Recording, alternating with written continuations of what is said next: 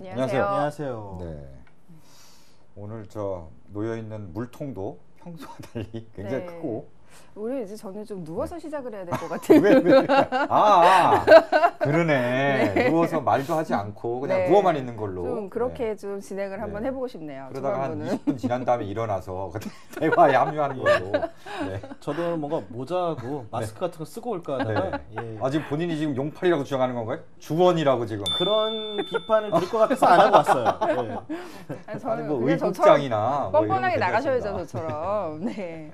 아니 뭐 거기 주원 동생도 있고 하니까. 네. 의국장이나 그 과장 있잖아요. 네. 정웅인 씨, 네 있으니까. 정훈 씨도 잘생겼잖아요. 그럼요. 아, 본인도 잘 생겼어요. 상가씨도. 네.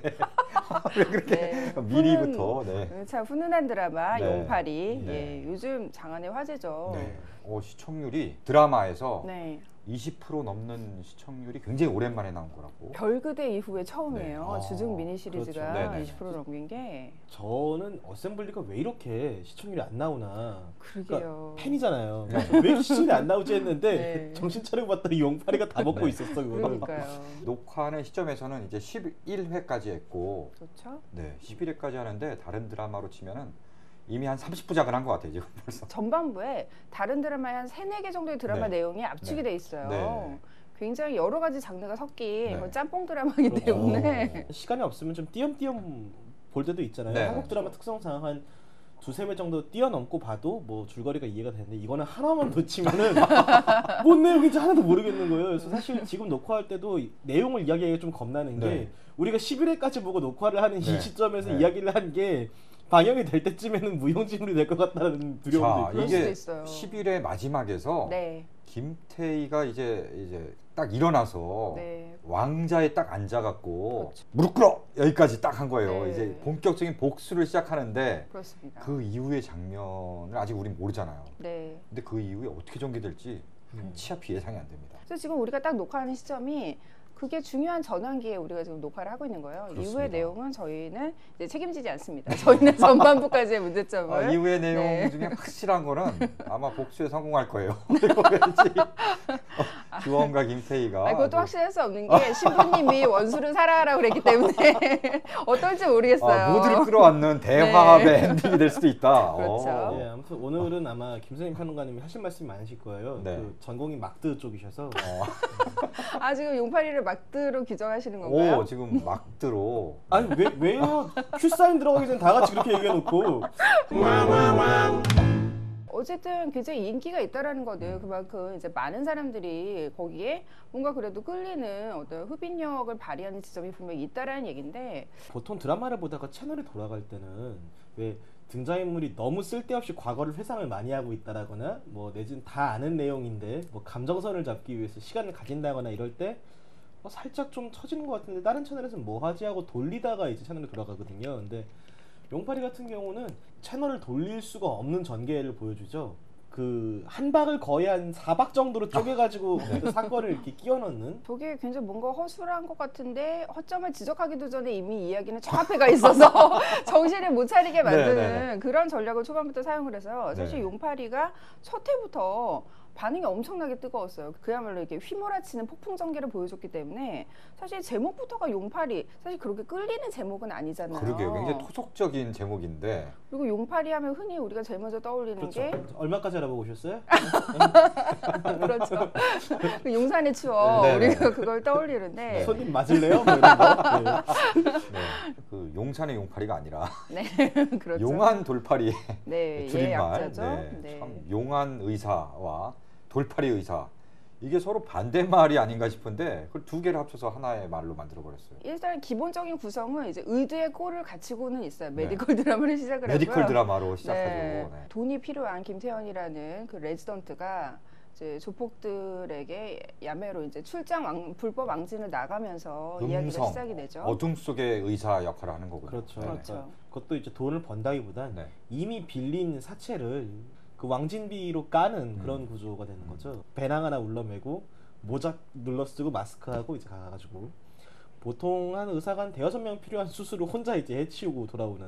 그래서 사시미를 쓰는 조폭에 대항해서 이제 메스를 네, 레지던트가 이제 네. 수술대 위에서 그 조폭들을 수술을 하는 그 설정부터가 사실은 굉장히 좀 참신하잖아요. 그렇죠. 어디 뭐 약간 히어로물 같은 그냥 멋있는 히어로가 아니라 약간 어둠 속의 안티 히어로 같은 그렇죠. 그런 이미지로 바로 등장을 해요. 네. 처음부터. 근데 그 실제로 이거 잠깐 딴 얘기지만 너무 초인적인 힘을 발휘하지 않나요? 용팔이가 그 의술만 놓고 봐도. 네. 좀 심한 거죠. 여태까지 메디컬 드라마에서도 굉장히 이렇게 판타지 쪽으로. 네. 그 리얼리티를 그 추구할 생각이 1도 없는 거죠. 그냥 사실 뭐 만화를 네. 뭐 그대로 이제 드라마로 옮긴 게 아닐까 싶을 정도로 예. 굉장히 허구와 상상의 나래를 마음껏 펼치는. 한강에 뛰어드는 장면이 있잖아요. 1분 네네. 맨 마지막에 네네. 보통 내장 파열이라거나 쇼크사를 하는데 그런 것도 에피네피린 주사 한 방이면 이겨낼 수 있다. 그러니까 보통 드라마는 아예 그런 개연성까지 뭐 설명하기가 좀 낯간지러워서 아예 그냥 뛰어내리던가 아니면 뭐 생사를 모르게 이렇게 처리를 한다던가 하는데 그래도 의드랍시고 에피네프린이라는 뭔가 주사를 네. 맞아야 된다라는 네. 그런 소재까지 네. 이렇게 뭐 곳곳에 끼워놓고 있는데 어쨌든 일단 초창기에는 약간 메디컬 드라마 플러스 네, 히어로물, 네, 약간 슈퍼 히어로물 같은 그렇죠. 그런 게 이제 결합돼서 시작을 합니다. 네. 그러다가 조금 가다 보면 또 다른 요소가 또 나와요. 본격적으로 김태현이 근무하는 병원의 세계가 등장을 하는데요. 네. 여기에서 또 한번 그게 색깔이 바뀌어요. 이 병원이라는 게 한신그룹이라는 대기업이 운영하고 그렇죠. 있는 병원인데요. 굉장히 독특한 구조로 띄고 있죠. 그 사람들이 사실 그런 생각을 하고 있잖아요. 뭐 의료 체계도 사실 공정치 못하다가 금수저들은 이제 더 좋은 VIP 병실에서 더 좋은 진료를 받고 흑수저들은 이제 그러지 못하고 이제 오랫동안 대기를 하고 있어야 되고 그런 사례들이 실제로 아주 없었던 게 아니기 때문에 그걸 굉장히 자극하는 구조죠. 한신그룹도 12층에 그들만의 세상 그사세 전용 병실을 만들어 놓고 그렇죠. 그러니까 이건희 회장 특실 같은 그 병실이 12층에 3개 아주 따로 엄격히 구분이 돼 있어서 우리가 흔히 말하는 어떤 그 현실의 수직적인 계급 구조를 그 병원의 구조로 그대로 시각화를 해놨어요. 일반적으로 이제 그냥 생각하는 기업 드라마의 형태도 살짝 갖추면서 그렇죠. 또 계층 간의 어떤 구조를 명확하게 구분하는 네. 사회성 짙은 드라마의 성격도 좀 보이고 또 한편으로는 그 기업 내 권력 관계라든지 이런 것들이 저는 보면서 예전에 이제 사극에서 궁중 암투 벌이고 네. 왕위를 그렇죠. 계승하기 위해서 이런 것들이 연상돼요. 그럼요. 그러니까 예전에 여인천하 같은 드라마 느낌도 나고 그럼요.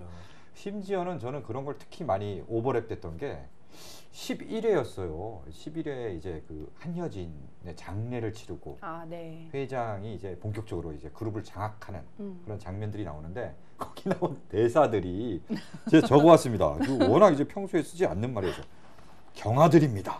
뭐 이런 거 나오고 또 거기서 이제 회장이 딱 누군가 어떤 신하한테 네. 최 대표는 여진이 외가 쪽 아니었나? 딱 그러니까 과거는 너그러이 해량하여 주시기를 악망하옵니다. 뭐 이런 식의 사극에 나오는 말들을 그렇죠. 써요. 그래서 이게 전형적인 그 사극의 어떤 궁중 암투, 그 권력 관계를 그대로 옮겨온 듯한. 또 이제 그 사극에서나 볼 법한 그 바보인 척하면서 이제 정보를 캐오는 어떤 그런 인물이 또 이제 주요 등장 인물이 네네. 될 지경이니까 네. 네. 궁중 암투 같은 요소가 이제 기업 드라마에 이식이 돼서 네. 2부가 본격적으로 그거죠. 그러니까 용팔이가 병원 12층의 세계로 발을 딛게 되는 본격적인 계기를 그리는데 네. 아, 이 세계도 참 썩었구나라고 느끼게 만드는 것이 사실 2부의 목적이죠. VIP룸과 관련된 에피소드들이 이제 메디컬 드라마의 형식을 갖추고 진행이 되는데 상류층들을 치료만 해주는 게 아니라 그들의 어떤 불미스러운 의료 사고 같은 거를 네.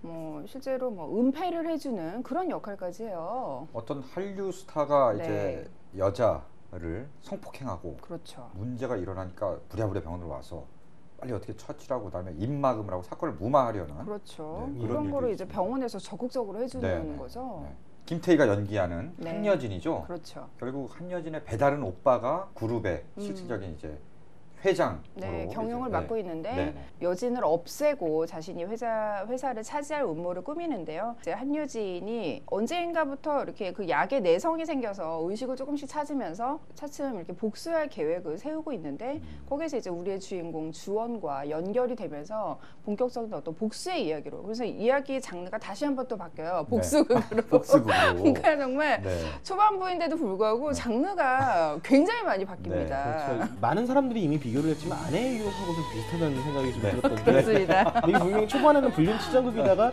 중간쯤 되면 약간 그 능력 배틀물 같은 게 되잖아요. 이렇게 그렇습니다. 정신을 못 차리게 하잖아요. 그러니까 그렇죠. 시청자 이렇게 훅훅 약간 이런 느낌으로 후반부에는 이복 오빠가 회사를 차지하기 위해서 여진을 이제 죽은 것처럼, 죽은 것을 알고 있죠. 사실 그렇죠. 회장 같은 경우에는 여진이 모르죠. 점을 찍고 나타날 수도 있죠. 일단 그 예고편을 네. 보면은 네. 여진이 머리를 자르는 장면이 나오더라고. 아, 그렇습니다. 그 다음에 이제 뭔가 그렇게 등장해서 네. 점찍 대신 머리를 자르고 나와서 뭔가 대단한 복수를 시작할 것 같아요. 네. 그리고 저 막판에는 그러니까 저 11회 때 이제 여진이 병실로 들어가서 네. 그 원래는 자기가 계속 누워 있던 자리가 갑자기 왕자로 딱 바뀌면서 이제 뭐 손을 딱 지문을 딱 하니까 뭔가 앞에 화면이 쫙 뜨면서 나오잖아요. 막그 아버지의 유언이 영사로 딱 뜨고 네. 그 장면은 흡사 저 SF 영화 약간 그렇습니다. 미션 임파서블 이런 데 보면 최첨단 그 미션을 전해주는 그 장면들이 나오잖아요. 이미 그 네. 한여진이 그 오랫동안 그 코마 상태에 있음에도 불구하고 완벽한 미모를 갖추고 있었다는 것 자체가 이미 SF의 영역이에요. 그렇죠. 모든 장르가 다 들어있습니다. 그렇습니다. 네. 이야, 이 대단한 그거- 드라마예요. 이게 실제로 표절 시비도 발생을 했지만 네. 가장 비슷한 어떤 장르적인 특성과 가장 비슷한 걸 찾자면은 대본소 만화와 네네. 가장 흡사한 구조를 갖추고 있다고 생각하는데 네. 그 안티히어로가 등장해서 그 굉장히 그 초월적인 능력을 보여주고 어쨌건 간에 페이지를 넘기면 금방 또 다른 사건이 계속 일어나고 있잖아요. 그 에피네피렌 이야기를 할 때 보통 다른 드라마 같았으면 나 뜨거워서 그냥 뛰어내렸을 텐데 그렇죠. 뭐 근거랍시고 뭔가 보여준다라고 했을 때 저는 어떤 장면이 생각나냐면은 그 김성모 네, 화백의 네. 대터얼에 보면은 네. 그 레이저를 어떻게든 무력화시키는 기계를 만드는 방법이 나와요. 그래서 저주파 치료기에다가 뭔가 다이아몬드 6개를 이렇게 뭐 이렇게 넣고 그 다음에 자세한 설명을 생략한다. 그러고 넘어가거든요. 그 작가 말로는 네. 이게 실제로 가능한데 네. 이걸 다 설명하면 실제 범죄에 사용될 수 있으니까 네. 생략했다라고 이렇게 이야기를 했는데 김성모 화백의 설명은 그래요. 설득력 있네요. 예.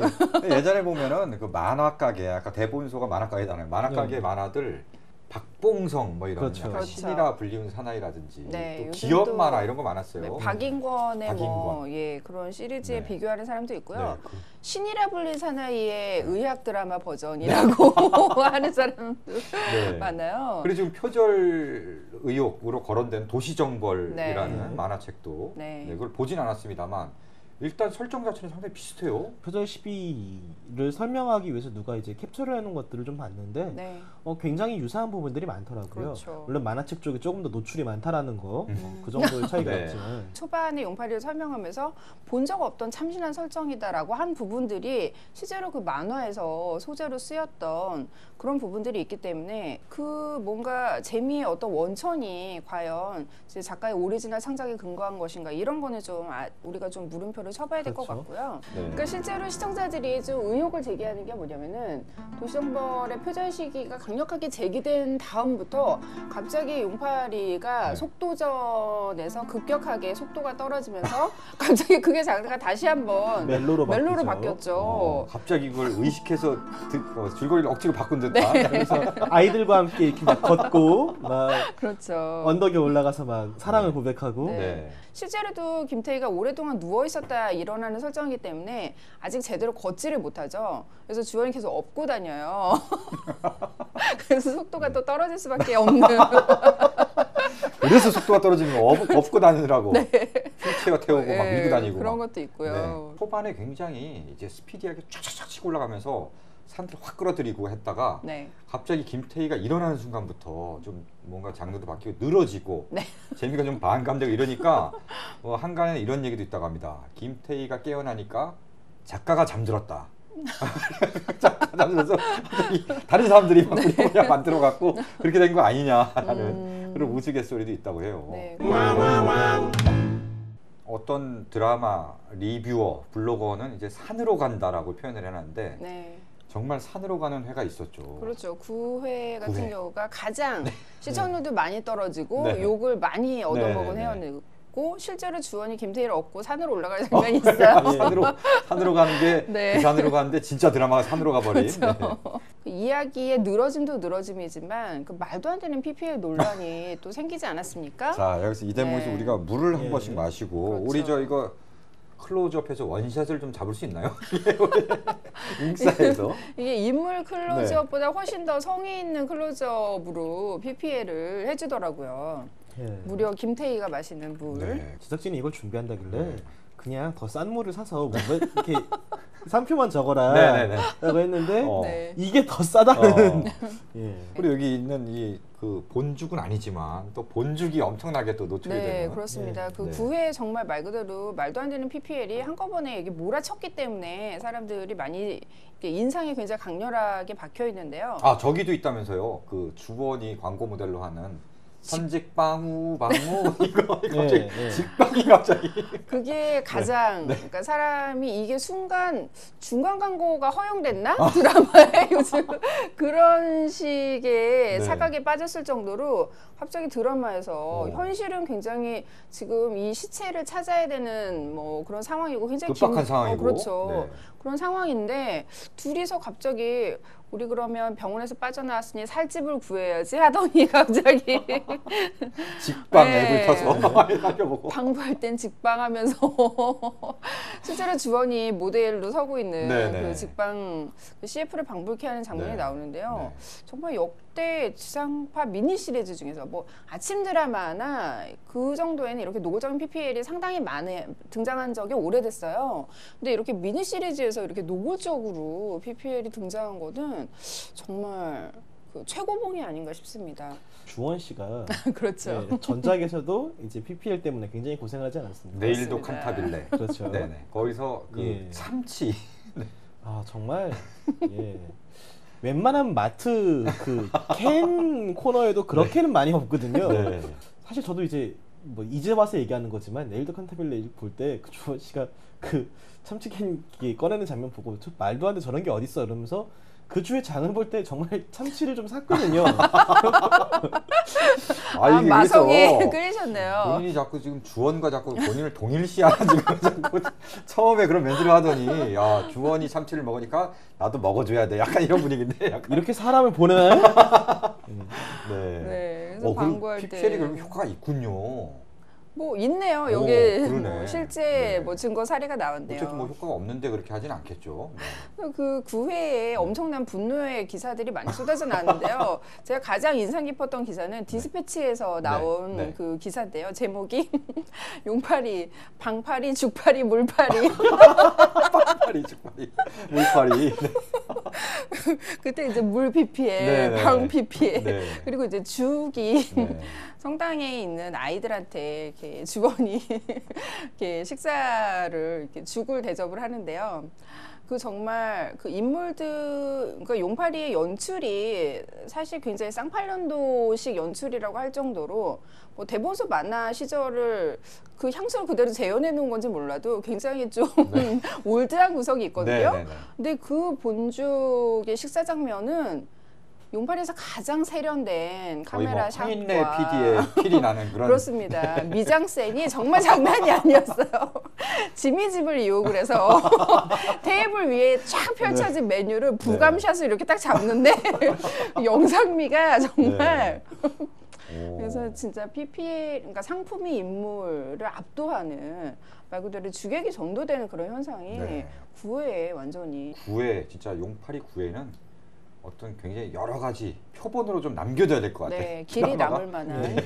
한 회, 이거 그냥 버리는 카드 같아요. 이건 9회 자체를 그냥 제작진이 아예 작정하고 그래 이번 그렇죠. 드라마는 버리는 카드다. 약간 아니, 여기서도 PPL 받았고 저기서도 PPL 받았는데 어디다 끼워 넣지?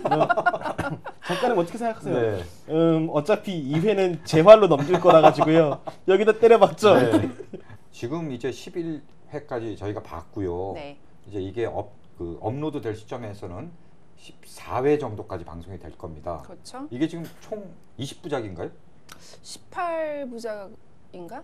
그래서 저는 약간 용팔이라서 18부작으로 생각을 용팔이라서 그렇죠. 예. 라임 좀 돋네요. 어감이 가능성이 있네요. 네, 그렇게 생각을 했는데 모르죠. 또 이게 슬슬 이제 연장 얘기도 또 나오고 있고 해서 이게 또 시청률이 좋으면은 네. 한국 드라마의 고질적인 그 패턴이 있잖아요. 그렇죠. 드라마 한 편에 광고비가 몇 네. 억이 왔다 갔다 그렇죠. 하니까 몇 부로 더 늘어질지는 모르겠는데요. 라임을 맞추려면 한 28부작까지는 가야 되는 거 아닌가요?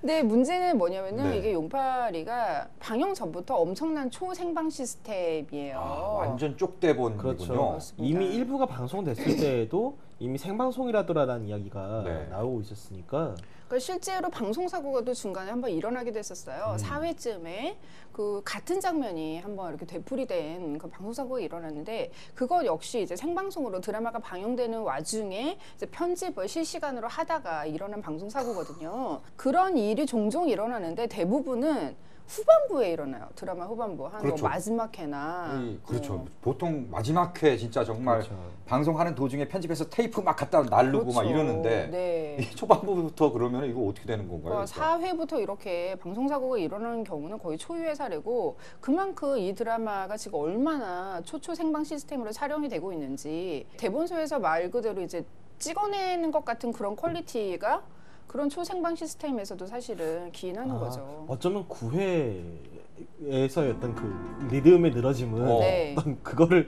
또 시간을 벌어보려는 게 아니었을까요? 한번 그래요, 너무 실제로. 급하니까 네. 잠깐 여기서 템포를 늦추면서 숨 좀 고르고 PPL 다 때려박고 뭐 이래 보자. 그렇죠. 그러니까 실제로 9회에서 가장 욕을 얻어먹은 장면 중에 하나가 이제 주원이 그 김태희를 업고 가는 장면이 있는데요. 이게 보통은 이렇게 업고 주원도 힘드니까 거의 주원도 요즘 그 일주일에 잠을 2-3시간을 못 잔다고요. 근데 웬만하면 배우를 고생시키지 않을 텐데 업은 장면이 장소를 이동해서까지 씬이 바뀌는데도 계속 업고 걸어가고 있어요. 그러니까 이게 드라마를 그걸 전개시킬 의지가 전혀 없는 거죠. 됐으면 이 장소에 한번 와서 그냥 한 회를 통째로 찍어보자라는 어떤 네. 그런 심리가 이제 적나라하게 드러났다고나 할까요? 네. 여러 가지 이제 이 드라마를 둘러싼 뭐 논란거리도 네. 많은데 그 중에 또 이제 배우의 연기에 대해서 주원 씨의 연기는 어떻습니까? 뭐 주원 씨는 명불허전이죠. 그러니까 저는 이렇게 빠른 속도로 이 배우가 이제 성장을 할 거라고 생각을 사실 못했었는데 처음에 우리가 눈여겨보기 시작했던 것도 사실 뭐 그렇게 오래된 건 아니었잖아요. 각시탈. 아니 제빵왕 김탁구 때 제빵왕 네. 김탁구. 이제 그러니까 그때만 해도 사실은 연기가 굉장히 좀 아직은 허술했지만 이렇게 개성 있는 마스크 또 거기에 뭐 좀 주원이 연기했던 그 캐릭터 자체가 좀 약간 입체적인 악역이어서 깊은 인상을 남겼었는데요. 우리 불쌍한 마준이. 네. 예.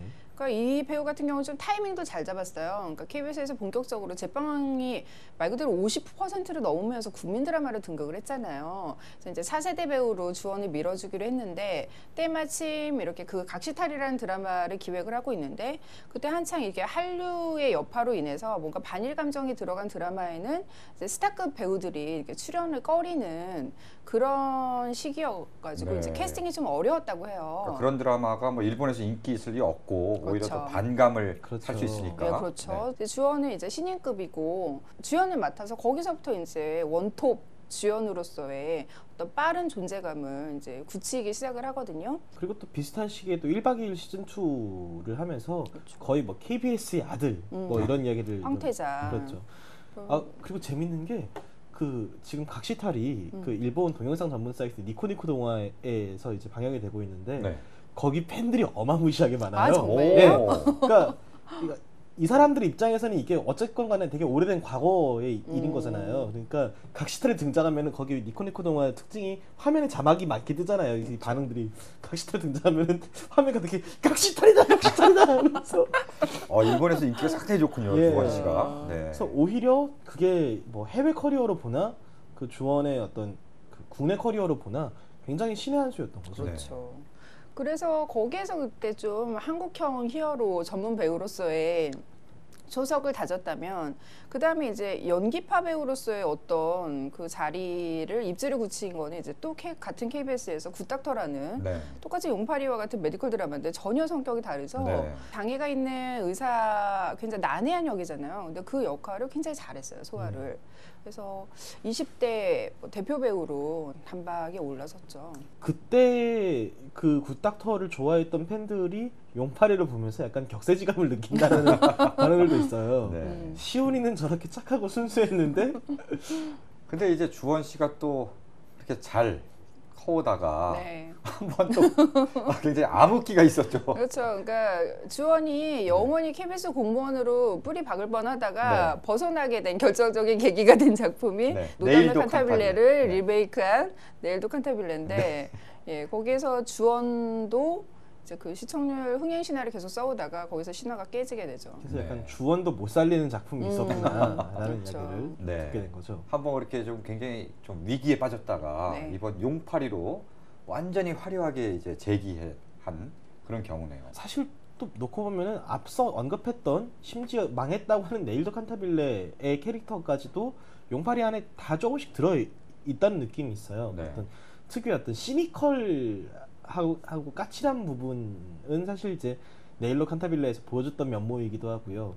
또 그 자기 정체를 숨기고 이제 사는 어떤 희열물은 각시탈도 있었지만 MBC에서 했던 7급 공무원에서도 비슷한 연기를 보여줬지 않습니까? 그렇죠. 그 네일도 칸타빌레의 만 제외하고는 드라마계에서의 성적은 사실 뭐 20대 대표 배우들 중에서 주원을 능가할 만한 배우가 그리 많지 않아요. 김소연 네. 정도를 제외하면. 그리고 뭐 이 용파리에서도 주원의 연기는 상당히 빛나고 있고 그 같은 주인공이라고 할 수 있는 김태희 씨가 초반 4회 동안 계속 누워 있었기 때문에 네. 그 주원이 등장하는 씬이 거의 드라마의 한 95% 이상 네. 정도를 차지했어요. 주원이 첫 회랑 지금을 비교해 보면 다크서클이 턱 밑까지 이렇게 내려와 있습니다. 얼굴이 점점 상해가는 게 네. 뼈저리게 그래서 느껴져요. 보통 드라마에서 등장인물에게 얼굴이 말이 아니네라는 이야기를 하면은 저렇게 얼굴이 이렇게 잘 먹은 게 티가 나는데 뭐가 말이 아니라는 거지라는 생각이 드는데 이 드라마에서 이제 김 선생 얼굴이 말이 아니야라는 대사가 나오면은 공감이 가요. 네. 그래서 심지어는 중간에 이제 김태현이 한번 부상을 당해서 침대에 누워 있는 씬이 있었는데 네. 그거를 주원을 쉬게 하려고 작가가 만들어준 에피소드란 얘기까지 나올 정도로 주원 잠깐 자라 이거 하면서 김태희는 계속 잘 쉬었는데 주원 너 잠깐 쉬어라. 네. 네. 그런 얘기가 나올 정도로 정말 주원이 말 그대로 용팔이는 뭐 그 타이틀로를 맡은 주연의 역할이 거의 절대적인 드라마였어요. 전반부까지는. 네. 이제부터 이제 또 김태희의 역할, 한여진의 역할이 이제 굉장히 중요할 텐데 그렇죠. 지금까지 김태희의 연기는 어땠습니까? 저는 나쁘지 않았다고 봅니다. 네. 계속 사람들이 누워 있어서 그런 거 아닌가요? 아니요.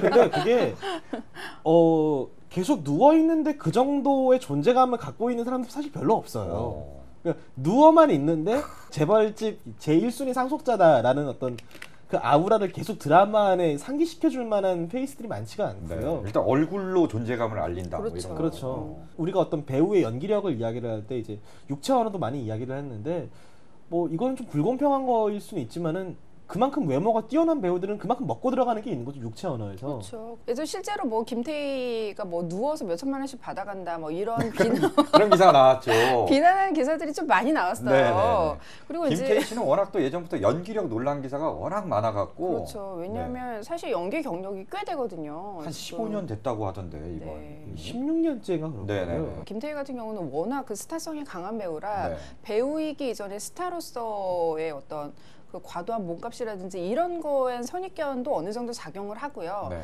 엄격한 평가를 받는 그런 면도 있는데 사실 거기에 좀 부응하지 못한 면도 실제로 있기는 있죠. 네. 뭐 몇 번 이미지 변신을 하긴 했는데 몇몇 작품을 제외하고는 정말 인상적인 대표작이라고 할 만한 것들이 사실 김태희 작품에서 그렇게 많지가 않아요. 용팔이란 작품이 자신의 연기력을 막 선보일 수 있을 만한 무대고 그런 대본이냐라는 거 생각하면은 전 좀 아니라고 생각하는 게 제가 김태희였어도 1, 2부 대본을 받아보고 나면 좀 허망했을 거예요. 계속 자니까. 그렇죠. 네. 김태희 씨는 1, 2부 내내 주무시면 됩니다 이러면은 그래서 2부 마지막에 일어나가지고 이러고 나서 3부에 다시 자요. 네. 아 그래서 초반에 계속 자니까 존재감도 떨어지고 하니까 미리 이제 좀 존재감이 넘치죠. 그렇죠. 존재감은 가장 넘칩니다. 네, 그 네, 네. 구간에서. 그러니까 존재감이 넘치는데 자고 있으니까 문제인 거죠. 그러니까 저는 깨어난 이후에 어떤 행보라거나 감정 표현 같은 것들이 그렇게까지 뭐 물론 이제 연기 경력을 생각하면은 여전히 논란이 좀 아쉽긴 하지만. 예, 여지가 있을 수 있습니다만 네, 저는 그거를 생각해서 그리고 김태희의 이름값을 생각해서 이제는 더 많은 거를 보여줘야 될 때라는 생각이 들어요. 그리고 실제로 뭐 배우가 언제나 좋은 연기를 보여줄 수는 없잖아요. 몇몇 정말 신급의 대열에 올라선 배우들을 빼고는 연기가 좀 이렇게 편차가 있어도 저는 배우가 좀 좋은 작품에 출연을 한다면 연기가 살짝 아쉬워도 그 작품 어떤 필모그래피 안에 좋은 작품을 남겼다. 저 배우는 그래도 선관위 좋은 작품을 볼 줄 아는 배우구나. 이것도 굉장히 중요한 의미가 있다는 생각이 드는데 김태희 같은 경우에는 본인의 연기력뿐만이 아니라 실제로 그런 많은 작품이 있었느냐 하면은 그것도 사실은 아니거든요. 그렇죠. 그게 좀 아쉽죠. 예, 저는 그 점도 굉장히 아쉬운 거예요. 처음에 누워 있는 장면 나오잖아요. 물론 설정에서는 뭐 화장해주고 계속 이러잖아요. 근데 그걸 굳이 설사 대본에 그렇게 있다 하더라도 계속 누워서 뭐 액체로 이렇게 흡수하고 이러는데 저 밥을 못 먹어서 얼굴이 좀 수척해지고 좀 약간 망가지고 이래야 되는 거 아니냐. 근데 김태희는 본인은 최대한 예쁘게 보이기 위해서 뭐 화장도 물론 하거니와 후보정 작업을 굉장히 많이 한다고 합니다. 뭐 CG를 통해서 굉장히 예쁜 얼굴로 나오도록 후보정 작업을 많이 하는데 그런 걸 제작진이 한다 해도 연기를 위해서 차라리 나는 좀 더 망가지는 걸 택하겠다라고 강하게 이제 네. 일가를 하면서 네. 어떻게 생각하십니까? 글쎄요, 저는 용파리의 세계가 요구하는 리얼리티가 네. 굳이 그럴 필요가 있는 저도 리얼리티인가? 그래요. 어차피 예. 좀 만화스러운 적이기 때문에 네. 예. 용파리 이 플롯 자체가 잠자는 숲속의 공주 플롯인 거잖아요. 어떻게 보면은. 그렇죠. 그런데 이제 왕자님이 와서 깨워줘야 되는데 어디서 굴러먹다가 용파리가 와서 이제 깨워주고 복수를 하는 내용인 건데 그러려면은 공주님은 최대한 예뻐야죠. 맞아요. 최대한 예쁘라고 미치광이 간호사도 붙여줬지 않습니까? 넌 이 설득력이 있는데. 아까 시작 전에 네. 그 의사가 본 네. 그 의학 드라마로서 용파리 네, 네, 거기서도 네. 지적을 했잖아요. 김태희의 상태에 대해서. 욕창이 걸린다 그렇게 누워 있으면. 그리고 일단 제일 중요한 거는 그렇게 약을 투여하려면은 네. 코에 관을 껴야 된다.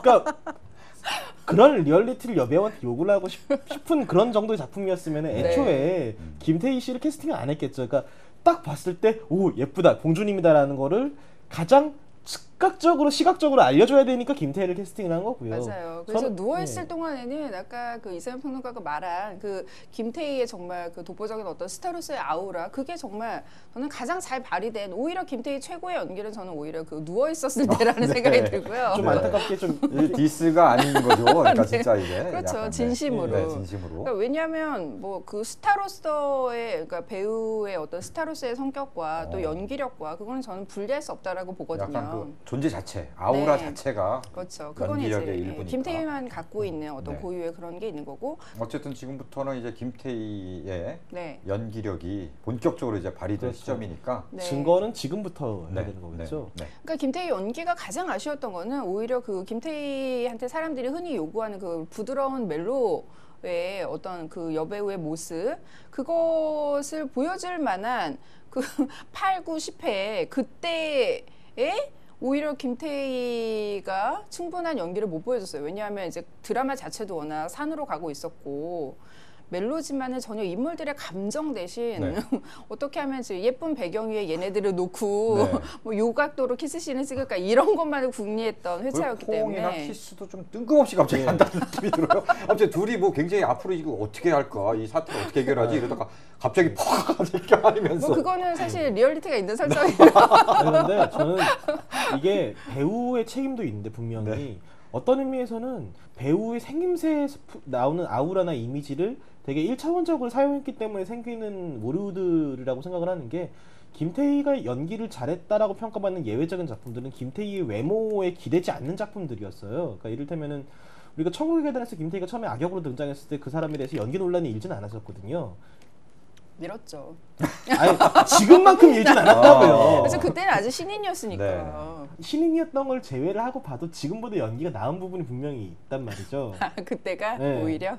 좀 이렇게 얘기하면 실례인가? 아무튼 아니 근데 저 약간 동의하는 게 저는 김태희가 훨씬 그런 악녀로서 센 연기 이거에 훨씬 잘 어울린다고 생각을 해요. 네. 그래서 오히려 후반부에 가능성이 있다라고 봤을 때 여진이 정말 복수를 결심하고 무릎 꿇어라고 카리스마를 드러낼 때 오. 그때 김태희는 확실히 저런 연기에 더 어울린다라는 생각이 들거든요. 무릎 꿇어. 딱 오열하고 뭐 우는 것도 뭐 나쁘지 않았지만 네. 무릎 꿇어 할 때 그 눈빛, 이게 약간 섬뜩하고. 뭐 제글을 쭉 보신 분들은 아시겠지만 전 재발견이라는 단어를 되게 싫어하는데 사실 김태희 씨는 좀 재발견이 돼야 될 필요가 있는 배우예요. 네. 그러려면 스스로 증명을 해야 되는 거고 본격적으로 이렇게 악녀 내지는 복수의 화신이 되는 네. 후반부가 김태희 커리어에서 굉장히 중요한 분기점이 될 수 있는 기회인데 이거를 이제 살리느냐 못 살리느냐는 배우의 역량에 달린 거겠죠. 앞으로 뭐 김태희 씨의 활약도 한번 좀 기대를 해보고요. 네. 어쨌든 이 드라마 이제 점점 잠깐 숨을 고르다가 다시 시청률이 쭉 올라갈 것으로 약간 보이는데. 네. 다음에는 또 어찌 될지 알 수 네, 없지만. 그렇죠. 한치 앞을 예상할 수 없는 예. 그런 네. 거예요. 우리 함부로 미래를 갑자기 또 9회보다 더한 그런 버리는 카드가 나올 수도 있을 것 예. 같고. 근데 어쨌든 뭐 이게 시청률이 계속 잘 나와도 이걸 또 웃으면서 바람직하게만은 볼 수 없는 거 아니냐라는 이런 드라마에 이런 식의 어떤 드라마가 인기를 얻는다고 우리 한국 드라마가 좋아지는 거냐? 장르가 계속 바뀌는 짬뽕 드라마라고 말씀을 드렸잖아요. 주중 그 미니 시리즈에 등장하는 드라마들은 최근의 트렌드가 이제 복합 장르 드라마라고 해서 한드지만 미드를 보는 듯한 사실 별그대 같은 경우도 로맨틱 코미디에 뭐 미스터리에 SF에 여러 가지 장르가 복합된 복합 장르 드라마고 우리가 잉여사롱에서 다뤘던 너의 목소리가 들려도 판타지에 뭐 법정 드라마에 그렇죠. 로맨스에 근데 이제 그런 복합 장르 드라마가 그 퀄리티를 보면은 각 장르의 플롯도 굉장히 나름대로 굉장히 탄탄하고요.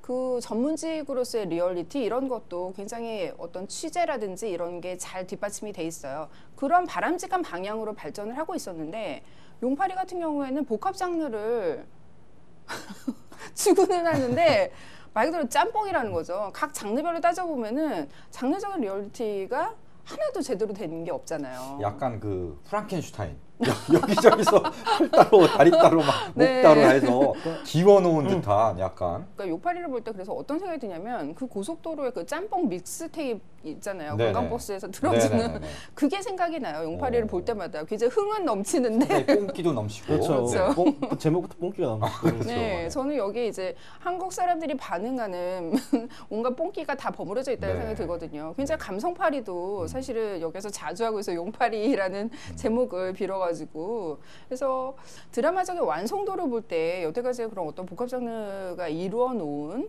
그런 완성도를 좀 퇴보시키는 완성도로만 따지면 분명 그런 작품이죠. 근데 이런 작품이 이제 시청률 많을 이유로 이제 극찬을 받는다면 뭐 나중에 막 연말 대상에서 상을 받거나. 분명 그럴 거예요. 네.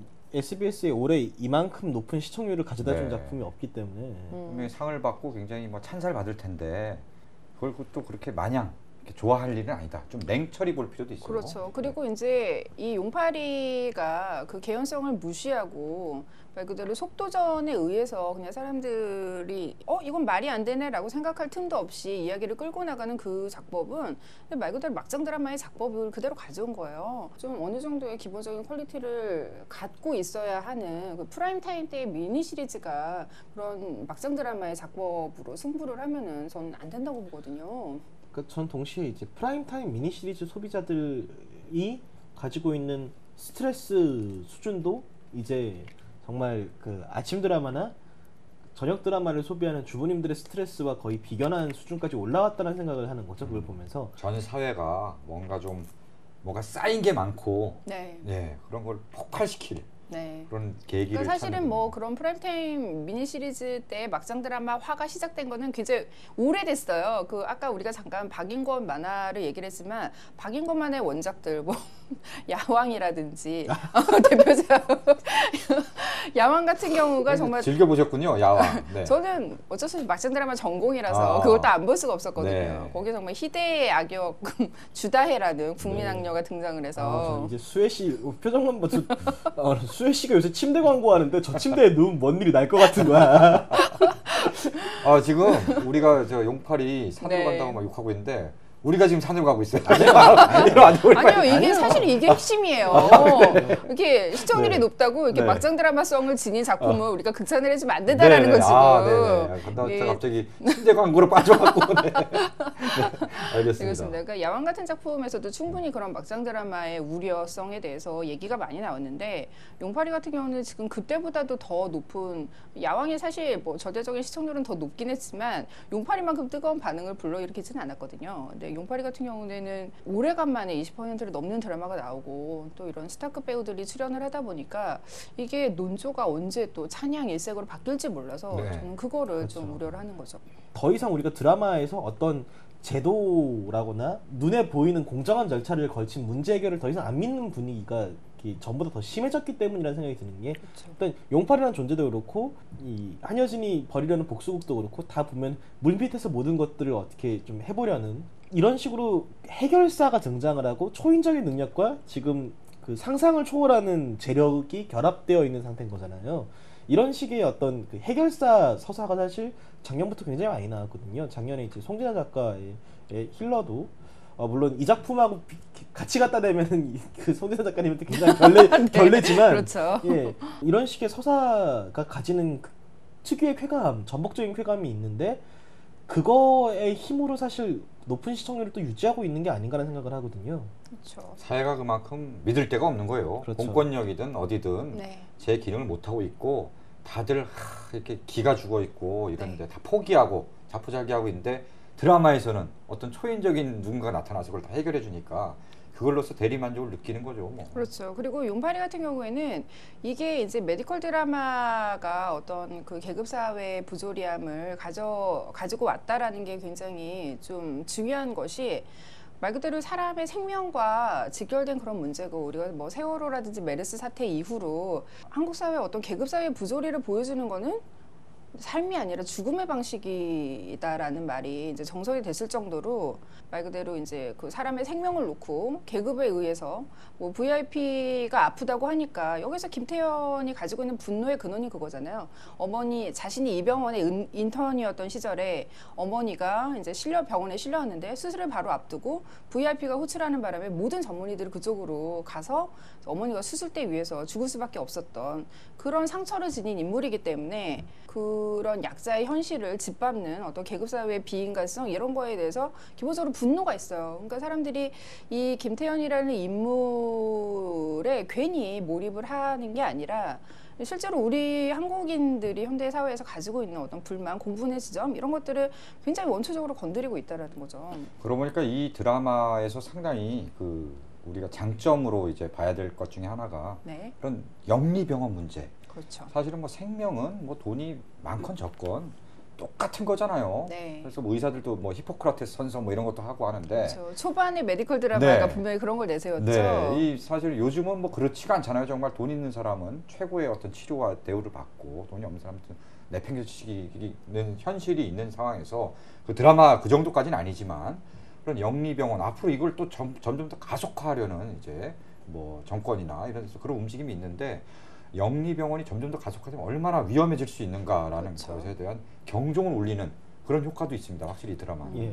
그런데 이제 그거를 어떤 우리가 뭐 제도라거나 어떤 사회적 합의로 견제를 해나가는 게 불가능해 보이니까 시청자들 입장에서는 그래 이렇게 돈 많은 놈이 저렇게 하려고 하면은 다른 선량한 돈 많은 사람이 등장을 하는 판타지라거나 혹은 이제 거기에 또 이제 그 엄청난 히어로가 결합을 해가지고 뭔가 그 정말 깨장창 이렇게 다 부숴버리는 판타지를 꿈꾸게 되는데 그걸 용팔이가 가장 직물적인 방식으로 충족시켜주고 있다는 거죠. 어쨌든 뭐 앞으로 이제 점점 더 흥미진진하게 전개될 것 같고요. 네. 그걸 보면서 드라마가 산으로 가진 않는지 예. 이렇게 우리가 해서 이제 내 눈으로 우리가 예. 저는 너무 궁금한 게 앞으로 이제 이게 기업 드라마의 성격으로 네. 이렇게 이제 복수전으로 바뀔 텐데 여태까지 용팔이가 계속 이렇게 장르가 바뀔 때에도 그래도 뭔가 이렇게 이거는 나는 의사다, 이거는 메디컬 드라마다라는 정체성을 보여주기 위해서 정말 강박적으로 수술씬들을 하나씩 꼭 우겨 넣거든요. 느닷없이 사람이 쓰러져가지고 갑자기 주원이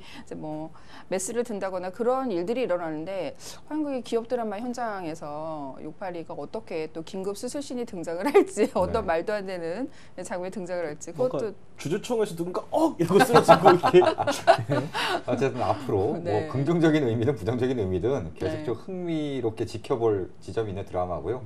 다음에 또 이 드라마 이후에 전혀 예측이 안 되니까 그렇죠. 나중에 한번 저 용팔이 AS를 한번 해야 될 것 같은 네. 그런 느낌도 듭니다. 그러니까 우리가 맞습니다. 이제 재미있게 보더라도 네. 이제 드라마에서 취할 것과 그렇죠. 이제 경계할 것을 좀 네. 명확하게 구분을 해가면서 네. 보면 좋을 것 같아요. 알겠습니다.